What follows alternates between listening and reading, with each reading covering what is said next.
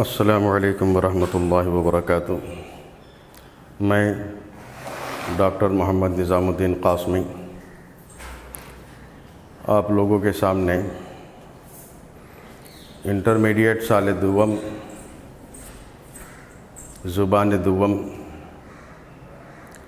حصہ قواعد سے سبق نمبر 3 لے کر حاضر ہوا ہوں۔ عزیز طلبہ، آپ کو معلوم ہونا چاہیے حصہ قواعد میں سبق نمبر 3 کے اندر محاورے کے بارے میں بتایا گیا ہے، تو لہذا آج ہمارا سبق کا عنوان ہے محاورے۔ ہمارے سبق کا عنوان محاورے ہے۔ یہ محاورے اردو زبان کے اندر بہت اہمیت رکھتے ہیں۔ آئیے ہم یہ جانتے ہیں اور یہ جاننے کی کوشش کریں گے کہ اصل میں محاورے کہتے کسے ہیں۔ محاورے اردو زبان کے اندر قواعد کے لحاظ سے خاص طور سے علم نحو سے تعلق رکھتا ہے۔ علم نحو میں اردو زبان کے الفاظ کے معنوں کو لے کر بحث کی جاتی ہے، اور یہ معنی بہت اہم رکھتے ہیں، کیونکہ زبان اردو کے اندر بہت سارے الفاظ اور محاورے ایسے ہیں کہ جن کا استعمال عام طور پر کیا جاتا ہے۔ تو آئیے سب سے پہلے ہم اس کی تعریف پڑھتے ہیں کہ محاورہ کسے کہتے ہیں۔ جب ہم یہ تعریف پڑھ لیں گے اور اس کی تفصیلات میں جا کر ہم اس سبق کو غور سے سنیں گے تو ہمیں اندازہ ہوگا کہ محاورہ کسے کہتے ہیں، اور یقینی طور پر ہم کو سمجھ میں آ جائے گا کہ محاورے جو ہیں اس کا استعمال کیسے ہوتا ہے اور اس کی اہمیت کیا ہے زبان اردو کے اندر۔ اور اسی طریقے سے ایک بات اور آپ کو میں بتا دوں، ان محاوروں کو پڑھنا اور جاننا اس لیے لازمی اور ضروری ہے کیونکہ سالانہ امتحان کے اندر، سالانہ پرچے کے اندر سیکشن نمبر 14 میں 2 حصے ہیں۔ ایک حصہ اے والا ہے، دوسرا حصہ بی والا ہے۔ تو سیکشن 14 کے اندر اگر آپ کے ہاتھ میں ٹیکسٹ بک ہے تو آپ ماڈل پیپر نکال کر دیکھ سکتے ہیں۔ سب سے آخری پرچہ صفحہ نمبر 136 میں سیکشن نمبر 14 میں، سیکشن نمبر 14 2 حصوں میں بٹا ہوا ہے، ایک حصہ اے کا اور دوسرا حصہ بی کا۔ تو اے والے حصے کے اندر محاوروں کی شناخت کرنا ہے۔ یہ محاورے اس لیے ضروری ہیں کہ ہمیں سالانہ امتحان کے اندر ان محاورے والے سبق کو ہمیں حل کرنا ہے، محاوروں کی پہچان کرنی ہے۔ جیسا کہ پرچے کے اندر دیا گیا، وہاں پر سوال قائم کیا گیا کہ ذیل کے جملوں میں محاوروں کی شناخت کیجیے۔ تو ذیل میں 5 جملے دیے جائیں گے، ان 5 جملوں میں سے 5 محاوروں کو ہمیں شناخت کرنا ہے، اس کی پہچان کرنا ہے کہ محاورہ اس جملے میں کون سا کلمہ ہے، کون سا لفظ ہے۔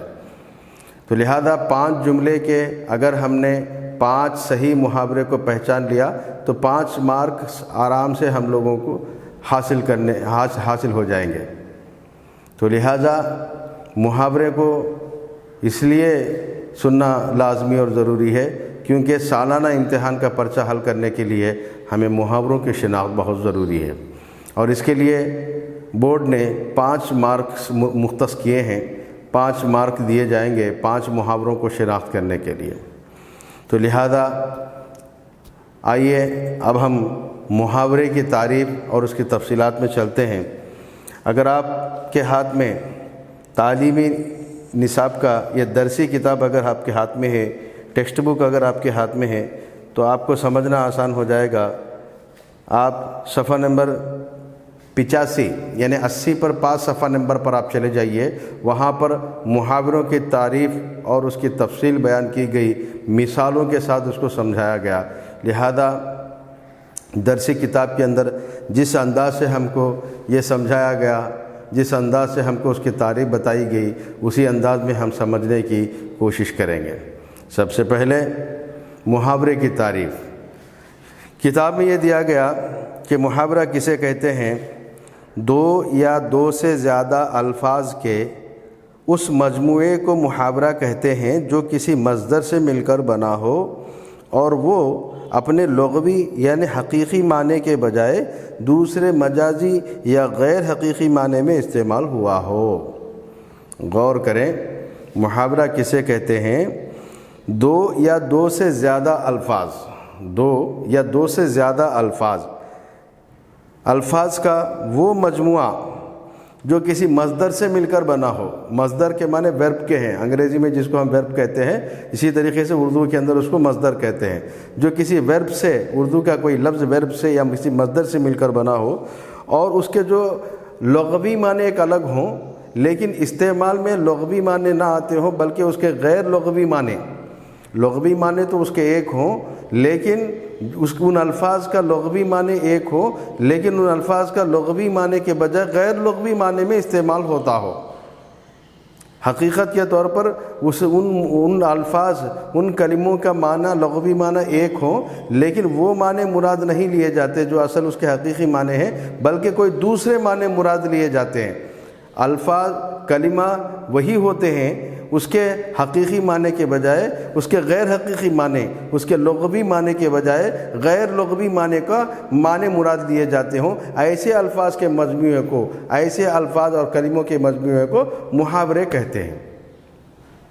سمجھ میں آ گیا ہوگا آپ لوگوں کو کہ محاورہ کسے کہتے ہیں؟ محاورہ دو یا دو سے زیادہ الفاظ کے اس مجموعے کو، اس جملے کو، اس کلام کو جو مصدر سے بنا ہو، ایسے الفاظ جو مصدر سے بنے ہوں اور اس کے لغوی معنی کے بجائے غیر لغوی معنی یعنی اصطلاحی معنی، اس کے حقیقی معنی کے بجائے غیر حقیقی معنی میں استعمال ہوا ہو، اسے جو ہے محاورے کہتے ہیں۔ اگر ہم مثالوں کے اندر جائیں گے تو اور اچھی طریقے سے ہم کو بات سمجھ میں آئے گی۔ لہذا محاورے کی تعریف یہ کی گئی کہ محاورہ دو یا دو سے زیادہ الفاظ کے اس مجموعے کو محاورہ کہتے ہیں جو کسی مصدر سے مل کر بنا ہو اور وہ اپنے لغوی یا حقیقی معنی کے بجائے دوسرے مجازی یا غیر حقیقی معنی میں استعمال ہوا ہو۔ مثال کے طور پر ان جملوں کو غور سے پڑھیں۔ یہاں پر جو ٹیکسٹ بک کے اندر جو مثالیں دی گئی ہیں آپ اسی کے اندر غور سے دیکھیں، غور سے پڑھیں تو مثالیں کیا دی گئی ہیں؟ 3 مثالیں دی گئی ہیں۔ پہلی مثال، آپ سے مل کر دل باغ باغ ہو گیا۔ پہلی مثال،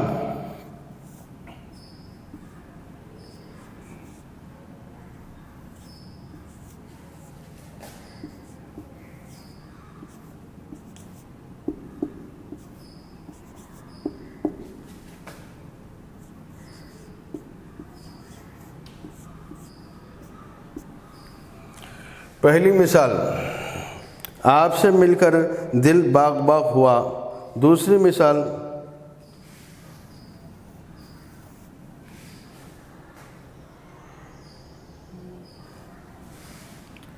بہت دن بعد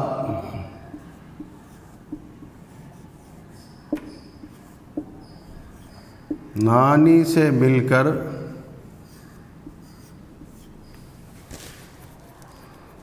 آنکھیں بھر آئی۔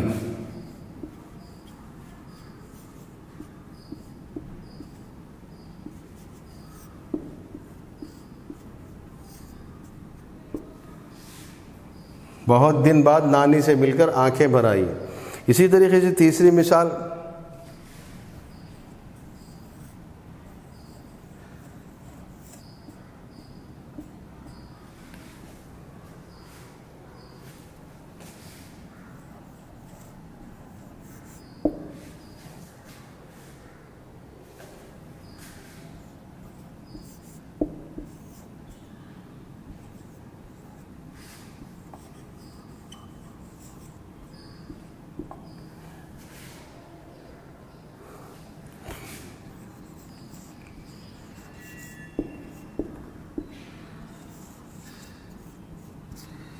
تیسری مثال، حقیقت سامنے آنے پر وہ بغلیں جھانکنے لگا۔ آپ اس کے اندر غور کریں گے تو پتہ چلے گا کہ 3 مثالیں یہاں پر دی گئی ہیں۔ ان 3 مثالوں کے اندر محاوروں کا استعمال ہوا ہے۔ ان محاوروں کی ہمیں شناخت کرنی ہے۔ آپ کو بتانے کے لیے یہاں پر 3 مثالیں پیش کی گئی کہ محاورے کسے کہتے ہیں۔ دیکھیے پہلی مثال میں کہ پہلی مثال، آپ سے مل کر دل باغ باغ ہو گیا۔ یہاں پر جو محاورہ ہے وہ کیا ہے؟ دل باغ باغ۔ دل باغ باغ ہو گیا، یہ ایک محاورہ ہے۔ حقیقت کے اندر یہ دل باغ باغ ہو جانا، اس کے حقیقی معنی الگ ہے۔ باغ کے معنی باغیچے کے ہیں یا گارڈن کے ہیں۔ باغ کے معنی کسی باغیچے یا گارڈن کے معنی میں لیے جاتے ہیں، لیکن یہاں پر اس کے حقیقی معنی استعمال نہیں ہو رہے ہیں۔ محاوروں کی یہی خاصیت ہے کہ اس لفظ یا اس کلمے کے حقیقی معنی مراد نہیں لیے جائیں گے، بلکہ غیر حقیقی معنی، یعنی دوسرے معنی میں، غیر لغوی معنی، اصطلاحی معنی کے اندر اس کو استعمال کیا جائے گا۔ اب یہاں پر یہ مثال کے اندر آپ سمجھیے کہ آپ سے مل کر دل باغ باغ ہو گیا۔ یہ کہنا یہ چاہتے ہیں کہ آپ سے مل کر ہمیں بہت خوشی ہوئی، آپ سے مل کر ہمیں بہت خوشی ہوئی، بہت خوشی معلوم ہوئی۔ تو یہاں پر دل باغ باغ ہوا یا دل باغ باغ ہو گیا سے مراد کیا لیا گیا؟ خوشی کو لیا گیا کہ آپ سے ملنے کے بعد ہم بہت خوش ہوئے، آپ سے مل کر ہم کو بہت خوشی ہوئی۔ تو لہذا یہاں پر دل باغ باغ ہو گیا کا کے معنی کس سے لیے گئے؟ خوشی سے لیے گئے۔ دل باغ باغ ہو گیا یعنی دل ہمارا خوش خوش ہو گیا۔ یہاں باغ کے معنی الگ ہے، باغیچے کے نہیں ہیں، بلکہ یہاں پر باغ کے معنی خوشی کے لیے گئے ہیں۔ تو لہذا دیکھیے باغ کے لغوی معنی تو باغیچے کے ہیں یا کسی گارڈن کے ہیں، لیکن یہاں پر باغیچے کے معنی میں نہیں لیا گیا بلکہ خوشی کے معنی میں لیا گیا۔ تو لہذا یہ دل باغ باغ ہوا، یہ ایک محاورہ ہے۔ محاورہ اسی کو کہتے ہیں کہ وہ اپنے اصلی معنی کے بجائے غیر اصلی معنی میں اس کا استعمال ہوتا ہے، غیر اصلی معنی مراد لیے جاتے ہیں۔ ایسے الفاظ یا ایسے کلمے کے مجموعے کو محاورہ کہتے ہیں۔ آئیے اسی طریقے سے ہم دوسری مثال سے بھی اور اچھے طریقے سے محاورے کو سمجھنے کی کوشش کریں گے۔ دوسری مثال میں یہاں پر یہ دیا گیا، بہت دن ہو گئے، بہت دن بعد نانی سے مل کر آنکھیں بھر آئیں۔ بہت دن بعد نانی سے مل کر آنکھیں بھر آئیں۔ یہاں پر جو ہے آنکھیں بھر آئیں، آنکھیں بھر آئیں جو ہے یہ ایک محاورہ ہے۔ جب ہم کسی سے ملتے ہیں اور ملنے کے بعد خوشی کا اظہار کرتے ہیں تو خوشی میں جو ہے اس خوشی کو اظہار کرنے کے لیے بہت سارے الفاظ ہم استعمال کرتے ہیں، جیسا کہ اس سے پہلے کی مثال میں آپ سے مل کر دل باغ باغ ہو گیا، یا آپ سے مل کر بے انتہا خوشی ہوئی، آپ سے مل کر ہماری آنکھیں بھر آئیں۔ اس طرح کے بہت ساری باتوں سے جو ہے اس ملاقات کے جو ہے خوشی کا اظہار کرتے ہیں۔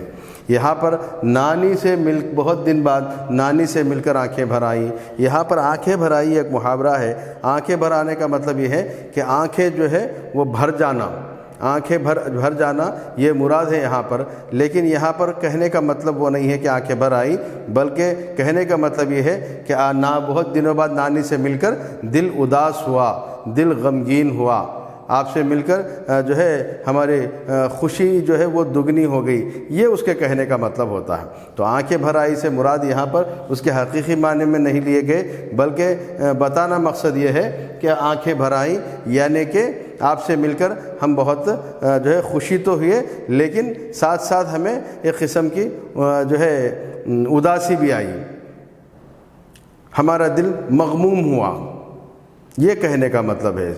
چلیے اور تھوڑی تفصیل سے ہم تیسری مثال کے اندر اس محاورے کی تعریف کو اور اس کے جو ہے اہمیت کو سمجھیں گے۔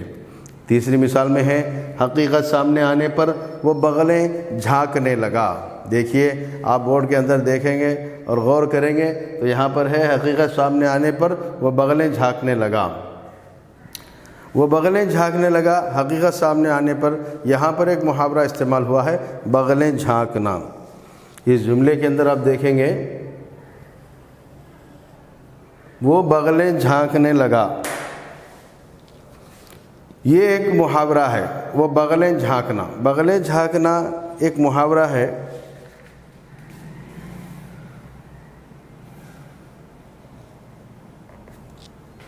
جس کا مطلب اور جس کے معنی یہ ہیں کہ حقیقت سامنے آنے پر جب کوئی چوری پکڑی جاتی ہے یا کوئی آدمی کسی غلطی کی وجہ سے پھنس جاتا ہے تو وہ آدمی کیا کرتا ہے، ادھر ادھر جھانکنے لگتا ہے۔ اپنی غلطی کو سے جو ہے بچنے کے لیے وہ ادھر ادھر جھانکنے لگتا ہے۔ وہ ادھر ادھر جھانکنا اور پریشان ہو جاتا ہے۔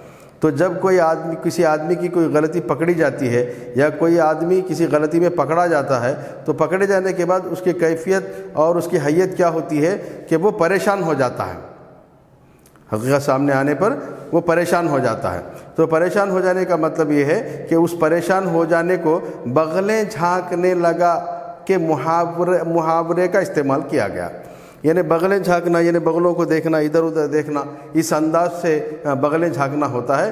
لہذا یہاں پر بغلیں جھانکنے لگا کیسے مراد پریشان ہوا لیا گیا۔ حقیقت سامنے آنے پر وہ پریشان ہونے لگا، یہ اصل معنی ہے۔ لیکن پریشان کا لفظ یہاں پر استعمال نہیں ہوا، بلکہ اس پریشان ہو گیا کے بجائے یہاں پر وہ بغلیں جھانکنے لگا کا جملہ استعمال کیا گیا، وہ کلمہ استعمال کیا گیا۔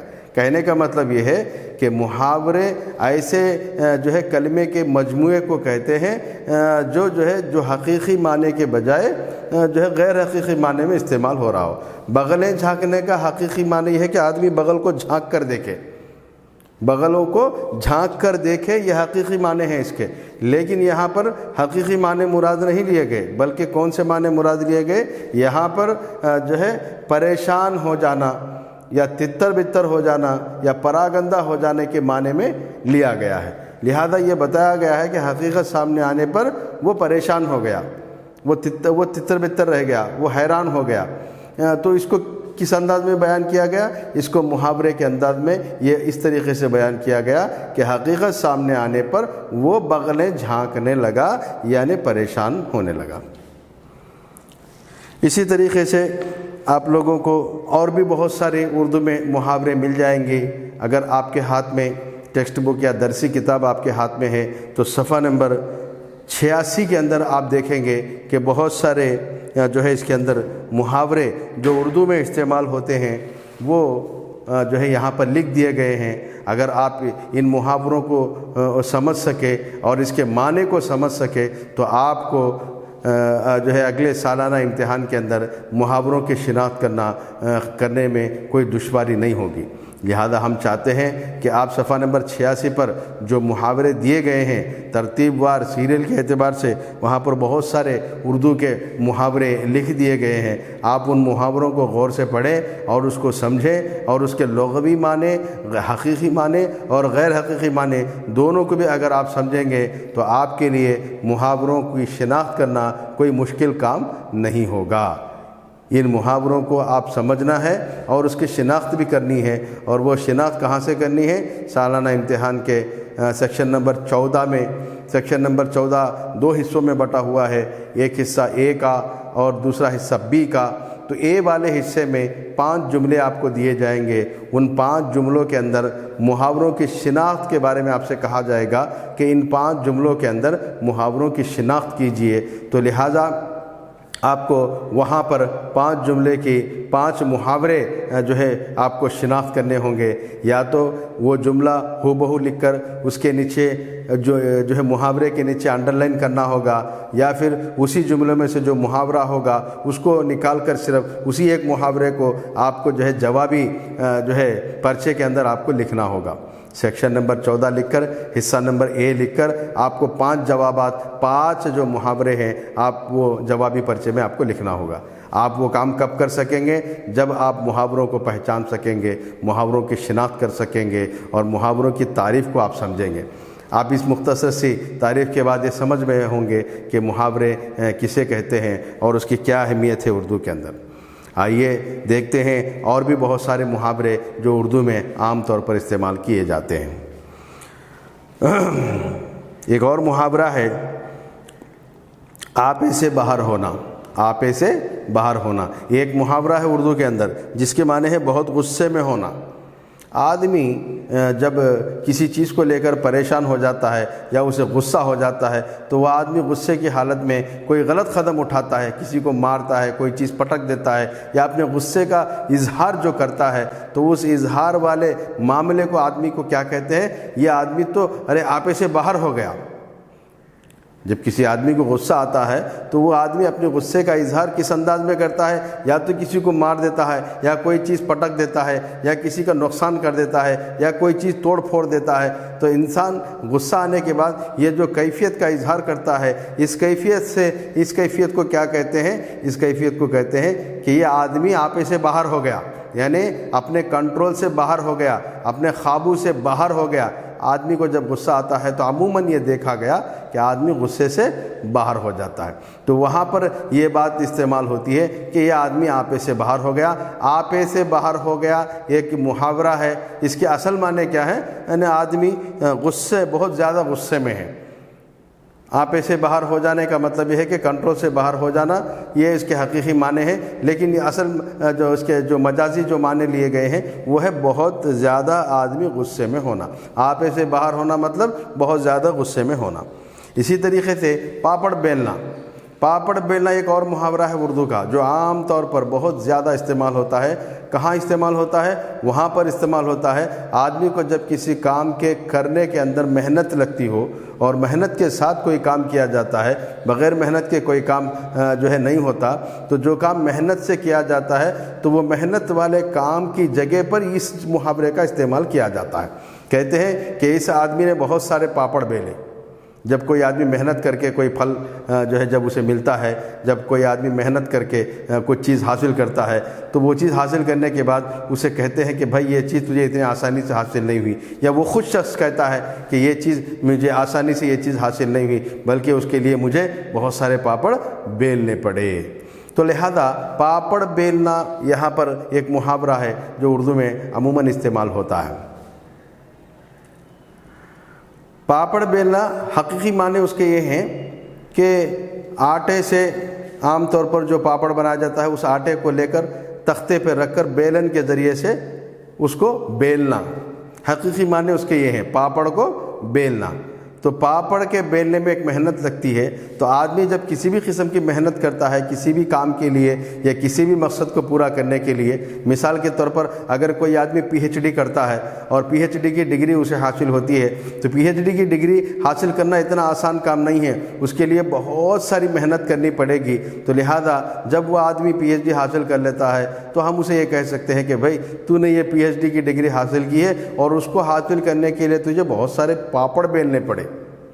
تو لہذا پاپڑ بیلنا ایک محاورہ ہے جس کا مطلب یہ ہے کہ آدمی بہت زیادہ محنتی ہے، بہت محنت کرتا ہے۔ پاپڑ بیلنا، بہت محنت کرنا۔ اسی طریقے سے جنگل میں منگل ہونا، ویران جگہ پر رونق ہونا۔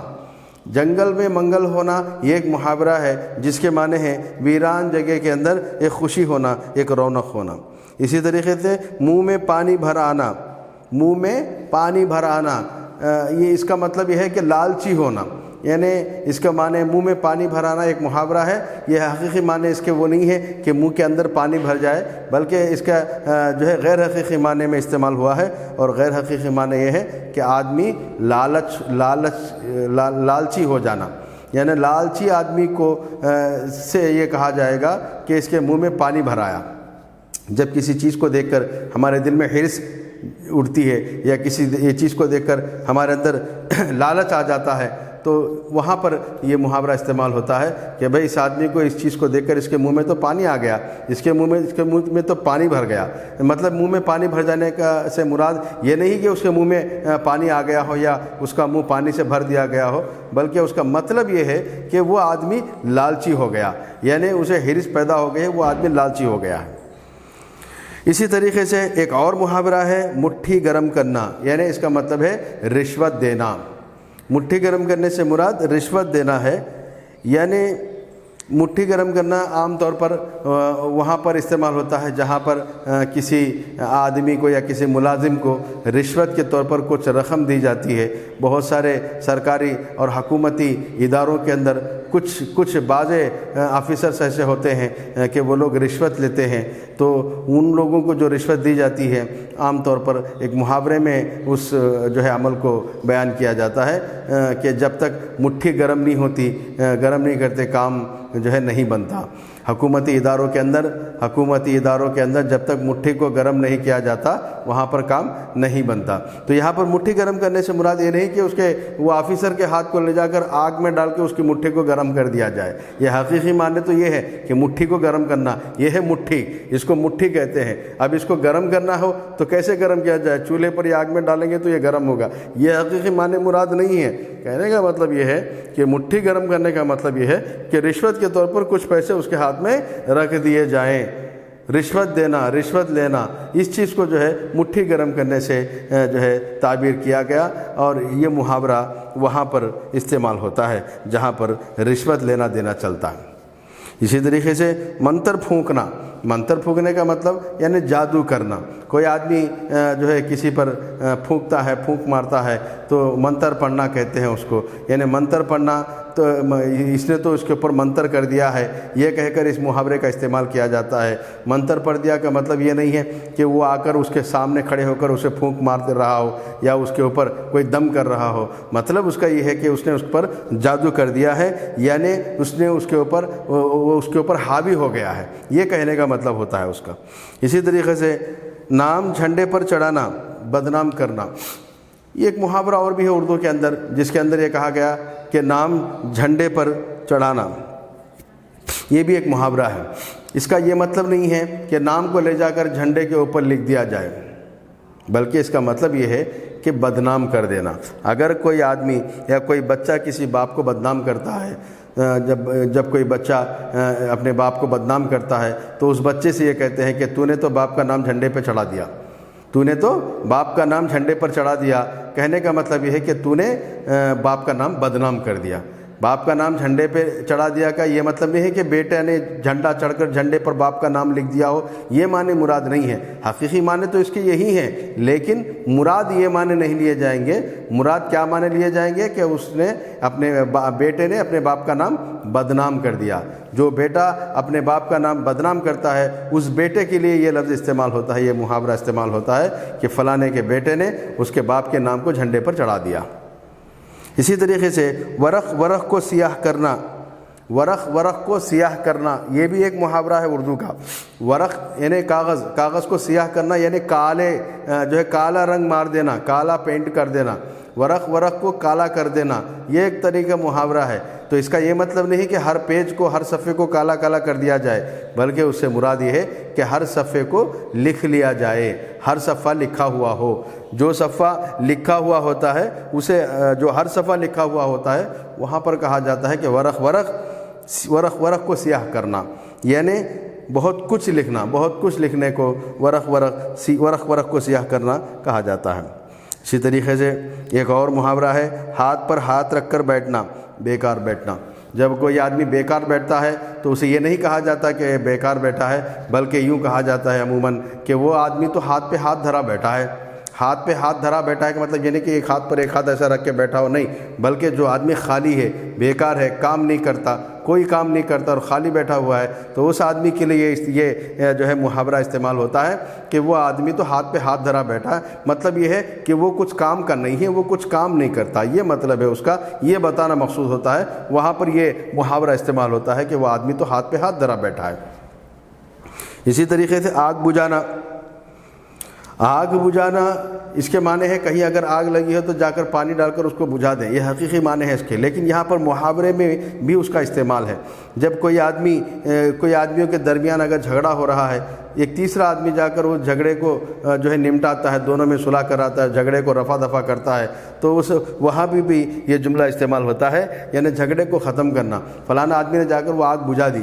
وہ آگ بجھا دی کا مطلب یہ نہیں ہے کہ آدمی جا کر جو سچی میں جو آگ لگی ہے اس کو جا کر بجھا رہا ہے، یہ مطلب نہیں ہے اس کا۔ مطلب اس کا یہ ہے دو آدمی آپس میں جھگڑ رہے تھے، دونوں میں جھگڑا چل رہا تھا، ایک تیسرا آدمی گیا اور جا کر اس جھگڑے کو رفع دفع کر دیا، یعنی اس جھگڑے کو ختم کر دیا۔ تو مطلب یہ ہے کہ جھگڑے کو ختم کر دینا گویا کہ آگ کو بجھا دینے کے مثل ہے۔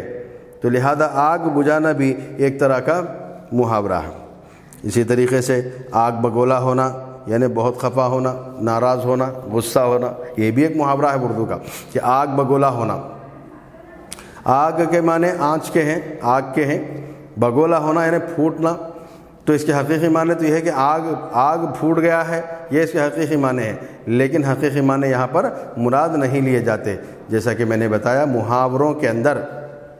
محاوروں میں حقیقی معنی نہیں لیے جائیں گے بلکہ غیر حقیقی معنی لیے جائیں گے۔ یہاں پر آگ بگولا ہونا سے مراد آگ کا پھوٹ جانا، آگ کا فوارے نکلنا، اس کو آگ بگولا کہتے ہیں۔ لیکن یہاں پر مراد کیا لیا گیا؟ بہت زیادہ ناراض ہونا، خفا ہو جانا، غصہ ہونا۔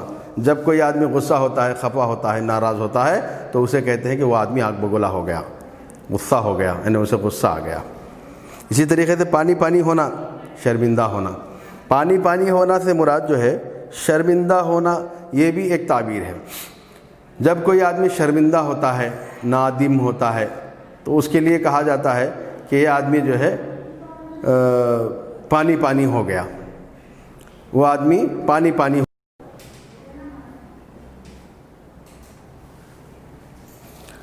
تو ایک اور محاورہ ہے جس میں کہتے ہیں پانی ہونا، کہ فلاں آدمی پانی ہو گیا۔ پانی ہونے سے مراد یہاں پر آدمی کا پانی ہو جانا نہیں ہے بلکہ شرمندہ ہونا ہے۔ جو آدمی شرمندہ ہوتا ہے، نادم ہوتا ہے، اس کے لیے کہا جاتا ہے کہ یہ آدمی تو اپنی غلطی پر پانی ہو گیا۔ اسی طریقے سے ایک اور محاورہ ہے قبروں میں پاؤں لٹکنا۔ قبر میں پاؤں لٹکنا، جو انسان بہت بوڑھا ہو جاتا ہے، جو مرنے کے قریب ہو جاتا ہے، تو گویا کہ وہ قبر کے قریب ہو گیا۔ تو لہذا جو آدمی بوڑھا ہو جاتا ہے، مرنے کے قریب ہو جاتا ہے، اس آدمی کے لیے کہا جاتا ہے کہ اس کے تو قبر میں پیر لٹک رہے ہیں، یعنی اس کے پاؤں قبر میں لٹک رہے ہیں۔ قبر میں لٹک رہے ہیں کا مطلب یہ نہیں کہ وہ آدمی جا کر قبر میں بیٹھا ہو، قبر کے اوپر بیٹھا اور پاؤں جو ہے قبر کے اندر لٹکایا ہو، یہ اس سے مراد نہیں ہے، بلکہ مراد یہ ہے کہ یہ مرنے کے قریب پہنچ چکا ہے، یعنی اس کی پوری زندگی ختم ہو چکی ہے، اب مرنے والا ہے۔ تو لہذا اب مرنے قریب الموت والے آدمی کے لیے یہ محاورہ استعمال کیا جاتا ہے کہ اس کے جو ہے قبر میں پاؤں لٹکے ہوئے ہیں۔ مکھی مارنا، یہ بھی ایک محاورہ ہے۔ عام طور پر ہم بولتے ہیں کسی دکان پر بیٹھ کر یا ادھر بیٹھ کر ادھر بیٹھ کر غپے مارتے ہوں، کوئی خاص کام نہ ہوتا ہو، یا دکان پر بیٹھ کر اگر صبح سے کوئی گاہک نہیں آیا تو آنے والا آ کر پوچھتا ہے کیا کر رہے ہو صبح سے، تو وہ کہے گا کہ صبح سے کوئی گاہک نہیں آیا، صبح سے بیٹھ کر میں مکھیاں مار رہا ہوں۔ مکھیاں مار رہا ہوں کا مراد یہ ہے کہ خالی بیٹھا ہوں، بیکار بیٹھا ہوں۔ تو مکھی مارنے کا مطلب یہ نہیں کہ آدمی مکھی کو مارتا ہو یا مکھی کو ختم کرتا ہو، یہ مراد نہیں ہے۔ مکھی مارنے سے مراد یہ ہے کہ میں خالی ہوں، بیکار ہوں۔ اسی طریقے سے ایک اور مثال ہے ہاتھ پیلے کرنا، شادی کر دینا۔ جس آدمی یا جس لڑکی کی شادی جو ہے ہوتی ہے یا ہونے والی ہوتی ہے، اس کے لیے کہا جاتا ہے کہ اس کے ہاتھ پیلے کر دو یا اس کے ہاتھ پیلے کر دینی چاہیے۔ تو اس کے ہاتھ پیلے کر دینی چاہیے کا مطلب یہ ہے کہ اس کی شادی کر دینی چاہیے۔ اس کے ہاتھ پیلے ہو گئے یعنی اس کی شادی طے ہو چکی ہے۔ تو ہاتھ پیلے کرنے سے مراد یہ نہیں ہے کہ اس کے ہاتھ کو ہلدی لگا کر پیلے کر دیا جائے، بلکہ مطلب اس کا یہ ہے کہ یہ شادی کے لائق ہو گئے ہیں، لہذا اس کی شادی کر دی جائے۔ ہاتھ پیلے اس لیے کہا گیا کیونکہ عام طور پر شادیوں کے اندر ہلدی لگا کر ہاتھ اور پیروں کو دلہن کو ہلدی لگانے کی ایک رسم ہوتی ہے. اس رسم کو لے کر ہاتھ جو شادی کے اندر ایک خاص رسم ہوتی ہے کہ ہلدی لگا کر اس کے ہاتھ اور پیروں کو جو ہے ایک رسم ادا کی جاتی ہے. لہذا ہلدی اسی کو لگائی جاتی ہے جس کی شادی ہو رہی ہو رسم کے طور پر. تو لہذا یہاں پر جو ہے ہاتھ پیلے کر دینا سے مراد یہی لیا گیا کہ اس کی شادی کر دی جائے. اسی طریقے سے مزہ چکھنا، بدلہ لینا. مزہ چکھنا بھی ایک طرح کا ایک محاورہ ہے جو عام طور پر ہم استعمال کرتے ہیں کہ فلاں آدمی کو مزہ چکھا دیا. مزہ چکھا دیا کا مطلب یہ نہیں ہے کہ اس کو کوئی چیز کھلا کر اس کو مزہ چکھایا، بلکہ کہنے کا مطلب یہ ہے کہ بدلہ لے لیا. ایک آدمی جب کوئی بدلہ لیتا ہے، جب کوئی انتقام لیتا ہے یا اسے کوئی سبق سکھاتا ہے تو یہ آدمی آ کر کہتا ہے کہ میں نے اسے مزہ چکھا دیا. اس نے وہ غلطی کی تھی، میں نے اس کو مزہ چکھا دیا. میں نے اس کو مزہ چکھا دیا کا مطلب یہ ہے کہ میں کوئی چیز اسے کھلا کے مزہ نہیں چکھایا، بلکہ میں نے اس سے بدلہ لے لیا. تو بدلہ لینے کے معنی میں بھی یہ محاورہ استعمال ہوتا ہے، مزہ چکھا دینا. اسی طریقے سے ناک کٹوانا. ناک کٹوانا سے مطلب یہی ہے کہ بدنام ہو جانا. بہت سارے کہتے ہیں، ہمارے اردو کے اندر اس کا استعمال بہت زیادہ ہوتا ہے کہ اس نے تو اس کی ناک کٹوا دی، میرے بچے نے تو میری ناک کٹوا دی، میرے بھائی نے میری ناک کٹوا دی، میری بیوی نے میری ناک کٹوا دی. اس طریقے سے ناک کٹوا دی، ناک کٹوا دی کا یہ جملہ عام طور پر دہرایا جاتا ہے، وہاں پر دہرایا جاتا ہے جہاں پر بدنامگی ہوتی ہے. میرے بچے نے میری ناک کٹوا دی، یہ اس وقت کہا جاتا ہے جب بچہ کوئی غلط کام کرتا ہے جس کی وجہ سے باپ بدنام ہوتا ہے. تو جب باپ بدنام ہوتا ہے تو اس کا یہ مطلب نہیں ہوتا کہ جو ناک کٹوا دینے کا مطلب یہ نہیں ہوتا کہ اس کی ناک کاٹ دیا گیا ہو، بلکہ مطلب یہ ہوتا ہے کہ اس کو بدنام کر دیا گیا ہے. جس کو بدنام کر دیا جاتا ہے وہاں پر یہ لفظ استعمال ہوتا ہے ناک کٹوانا، یعنی ناک کاٹ دینا، ناک کٹوا دینا. اس کا مطلب یہ ہے کہ بدنام ہو جانا. اسی طریقے سے ہاتھ ملنا. ہاتھ ملنے کا مطلب یہ ہے کہ جب کوئی آدمی افسوس کرتا ہے یا کوئی اسے دکھ کی خبر پہنچتی ہے، کوئی اور معاملہ ہوتا ہے تو وہ آدمی جب ہاتھ ملتا ہے تو ہاتھ ملنے کا مطلب یہ ہے کہ افسوس کرنا. افسوس کا اظہار وہ ہاتھ ملنے سے کرتا ہے. لہذا ہاتھ ملنا بھی ایک محاورہ ہے. ہاتھ ملنا سے مراد یہاں پر ہاتھ ملنا نہیں ہے، بلکہ کسی بھی افسوس کرنے کی جگہ کے اندر یہ کہا جائے گا کہ فلاں آدمی افسوس کر رہا ہے، تو افسوس کرنے سے مراد ہاتھ مل رہا ہے. ہاتھ مل رہا ہے سے مراد افسوس کر رہا ہے. اسی طریقے سے ایک اور مثال ہے، ایک اور محاورہ ہے ہوا سے باتیں کرنا.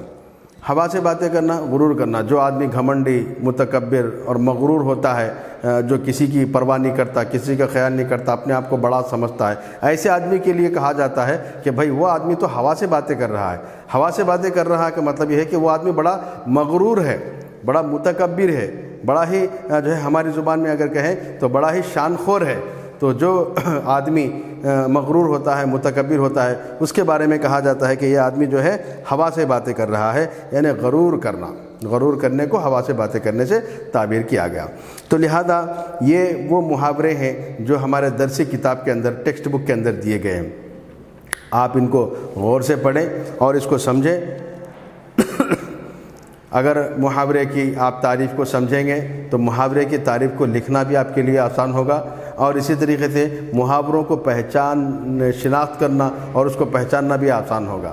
جیسا کہ ہم نے پہلے بتایا، محاورے جتنے بھی یہاں پر دیے گئے ہیں ان محاوروں کو اچھی طریقے سے پڑھیں اور اس کے معنی کو سمجھیں. اگر آپ پڑھیں گے اور معنی کو سمجھیں گے تو آپ کے لیے جو ہے محاوروں کی شناخت کرنے میں کوئی دشواری نہیں ہوگی.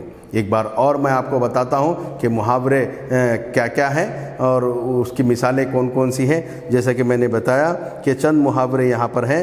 آپے سے باہر ہونا یعنی بہت غصے میں ہونا، پاپڑ بیلنا بہت محنت کرنا، جنگل میں منگل ہونا یعنی ویران جگہ پر رونق ہونا، منہ میں پانی بھرانا لالچی ہونا، مٹھی گرم کرنا مطلب رشوت دینا، منتر پھونکنا یعنی جادو کرنا، نام جھنڈے پر چڑھانا یعنی بدنام کرنا، ورق کو سیاہ کرنا یعنی بہت کچھ لکھنا، ہاتھ پر ہاتھ رکھ کر بیٹھنا یعنی بیکار بیٹھنا، آگ بجھانا یعنی جھگڑے کو مٹانا، آگ بگولا ہونا یہ بھی ایک محاورہ ہے جس کے معنی بہت زیادہ خفا ہونا، بہت خفا ہونا، اور پانی ہونا یعنی شرمندہ ہونا، قبر میں پاؤں لٹکانا یعنی مرنے کے قریب ہونا، مکھی مارنا یعنی بیکار رہنا، ہاتھ پیلے کرنا یعنی شادی کر دینا، مدد چکھنا مطلب بدلہ لینا، اسی طریقے سے ہاتھ ملنا یعنی افسوس کرنا، ہاتھ ملنا یعنی افسوس کرنا، ہوا سے باتیں کرنا، غرور کرنا۔